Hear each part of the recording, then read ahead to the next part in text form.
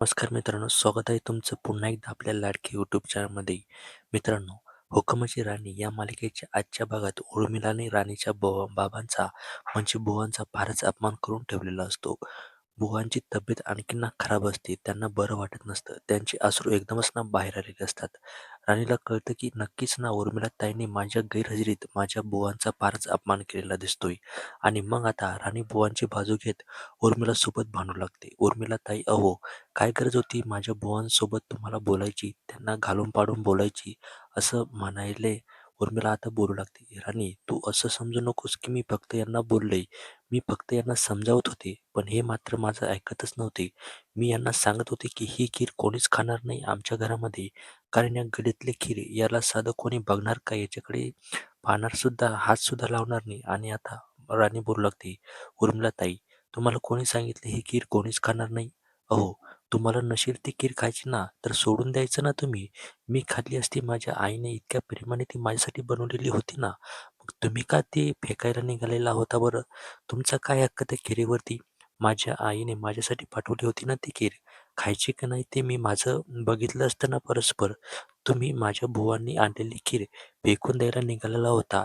आता इकडे मागे आबा असतात ना, ते आता बोलू लागतात. उर्मिला, अगं काय करायला निघाली होतीस तू? मुळात तुला कोणी सांगितलं खीर खराब आहे? उर्मिला बोलू लागते. मी याचा काही अपमान केलेला नाहीये. तर आता राणी बोलते. असं आता बुवा तुम्ही सांगा, या राणीने म्हणजे उर्मिलाताईने तुमचा अपमान केलाय की नाही? आता जे बुवा असतात ना, ते म्हणत असतात की आता उर्मिलाकडे बघतात आणि बोलू लागतात. जाऊ दे ना राणी, मला जास्त आता काही विषय वाढवायचा नाहीये. मी जर बोललो ना, तर परत या घरामध्ये तुमचे वाद वाढतील आणि मला ते नकोय. कळलं ना मी काय म्हणतोय तुला? राणी आता बघ कळलं म्हणते. बघितलं माझे बुवा काय म्हणाले उर्मिलाताई? त्यांना या घरामध्ये वाद नकोत म्हणून त्याच्यावरती रागवला. त्यांना घालून पाडून बोलला, तरी ते काय सांगतायत की ते काहीच म्हणाले नाही. याला म्हणतात संस्कार, कळालं? आता उर्मिला बोलू लागते. राणी, तू आता माझे संस्कार करणार आहेस का? तू बघ तुला कसे संस्कार मिळालेले आहे तुझ्या आई बुवांकडून. या घरची मोठी सून आहे मी. महाडिकांची सुनेवर इतका आवाज चढून बोलणार आहेस का तू? आता इकडे राणी बोलू लागते. तुम्हाला मी रागवत नाहीये, फक्त सांगत आहे माझे संस्कार काढायचे नाही. माझे आई बुवांना माझ्यावर खूप चांगले संस्कार केलेले आहेत. त्यांनी मला सांगितलं, एखाद्यावर जर अन्याय होत असेल ना, तर स्वतःच्या जीवाची पर्वा न करता त्याच्यासाठी खंबीरपणे उभं राहायचं. ही शिकवण माझ्या आईबुवांची मला मला दिलेली आहे. आणि आज तुम्ही माझ्या डोळ्यासमोरच माझ्या आईबुवांचा अपमान करताय. मी त्यांच्या पाठीशी खंबीरपणे उभं राहणार नाही का? मला सांगा, हे तर माझ्या आईबुवा झाले. पण तुमचं हे माहेरघर आहे ना, आहे की नाही? आणि तिथून तुमच्या आईबुवांनी तुमच्यासाठी जर काही पाठवलं असतं आणि मी त्यांना दारातूनच हाकलून लावलेलं असतं, त्यांचा अपमान केला असता, तर तुम्हाला कसं वाटलं असतं? उर्मिलाची त्या ठिकाणी आता बोलतीच ना बंद होते. आता इंद्रा बोलू लागतो. बरोबर आहे राणी तुझं. आणि आता उर्मिला बोलू लागते. मग राणी, तुला काय सांगायचं आहे? माझे आई-बाबा इथे आल्यानंतर तू त्यांचा अपमान केला असता, तर मी काय म्हणालो असं तुला म्हणायचं आहे का? तुम्ही तर मला घरात उभं सुद्धा केलं नसतं उर्मिलाताई.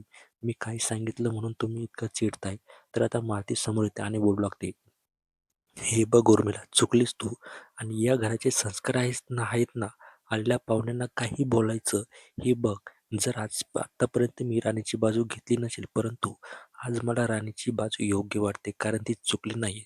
आज चुकली तू आहे. त्यामुळे तू शांत बस आणि राणी जे काही सांगते ना, ते बिनधास्त ऐकून घे आता. ती बोलू लागते, ठीक आहे, चूक झाली माझ्याकडून. यापुढे आता अजिबात ना होणार नाही, असं आता ती बोलून आता तिथून निघून जायला निघते. तेवढ्यात इंद्र तिला अडवतो आणि बोलतो, थांबा वहिनी.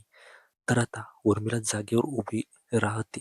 उर्मिला तर आता वरती चढून त्या ठिकाणी जाते आणि आता राणी सुद्धा इंद्राच्या शेजारी जाऊन उभी राहते. इंद्र बोलू लागतो, चुकला तुम्ही उर्मिला वहिनी, त्यामुळे चुकीची शिक्षा तुम्हाला मिळायलाच हवी. उर्मिला बोलू लागते, काय सांगताय भाऊजी? उर्मिला बोलू लागते, तुम्हाला राणीची आणि राणीच्या बाबांची आत्ताच्या आत्ता माफी मागावी लागेल. आता इंद्र बोलू लागतो, एवढं काही घडलंच नाहीये माफी मागण्यासारखं, आणि मी का माफी मागायची? महाढेकांची सून आहे, मोठी सून आहे मी, आणि तुम्ही मला माफी मागायला लावताय? नाही मागणार मी माफी. तुम्हाला काय करायचं ते करा. मागे विक्रांत असतो. विक्रांत बोलू लागतो, "अरे जाऊ दे ना इंद्रा." इंद्रा बोलतो, "विक्रांत प्लीज मध्ये बोलू नको. हा माझा डिसिजन फायनल आहे. कळलं का तुला?" आता ती बोलते, "तुला काय करायचं ना ते करा. मी माफी मागणार नाही." इंद्रा बोलतो, "ठीक आहे. नाही माफी मागायची ना तुम्हाला तर जोपर्यंत तुम्ही माफी मागत नाही ना तोपर्यंत तुम्ही या घरामध्ये पाऊल ठेवायचं नाही. बाकी सर्वजण घरात जातील मात्र तुम्ही या घरामध्ये पाऊल ठेवायचं नाही. वहिनी जेव्हा तुम्ही माफी मागसाल ना तेव्हाच तुम्ही इथे घरात येसाल." आता त्याचं असं बोलणं ऐकून उर्मिलाला चांगलाच घाम फुटतो आणि ती आता राणीची माफी मागते. सॉरी बोलून आतमध्ये निघून जाते. आता इंद्रा बुवांच्या समोर येऊन उभा राहतो. बुवांचं तो स्वतः आता माफी मागतो आणि बोलू लागतो, "उर्मिला वहिनीच्या वतीने मी सुद्धा तुमची माफी मागतो. प्लीज आता तुम्ही या घरामध्ये चला." त्यानंतर पुढे सर्वजण आता घरामध्ये आलेले असतात आणि पुढे राणी बाबांना पाणी देते आणि बोलू लागते, "तुम्हाला अजून काय हवंय का?" तर आता इंद्रा लगेच बोलू लागतो, "काय हवंय का?" आणि त्यांनी जी खीर बनवून आणली आहे ना तीच खाऊया आणि आपण सगळेजण. आता मालती बोलते, "कशाला जेवण करूया, बघू ना काय करायचं ते." इंद्रा बोलतो, "नाही मला राहवत नाहीये." आणि मग काय राणी सर्वांसाठी ती खीर घेऊन येते आणि राणीच खरंच खूप खीर गोड झालेली आहे आणि सर्वजण त्या खिरीचं कौतुक करू लागतात. इंद्राही ती खीर खातो आणि राणीच्या आईचे कौतुक करतो. मालती आता हे सगळे ऐकून तिचा चांगलाच पचका होतो. उर्मिला तिच्या रूममध्ये आलेली असताना आता तिचा भयानक अपमान झालेला असतो. ती रडत असते आणि विक्रांतलाही सुनवत असते, "त्या मुलीमुळे आज मला सर्वांसमोर झुकावं लागलं, माफी मागावी लागली. खूप जीभ चालायला लागली आहे त्या मुलीची. आज बोलता बोलता मला खूपच बोलून गेली." असं ती आता विक्रांतला म्हणत असते.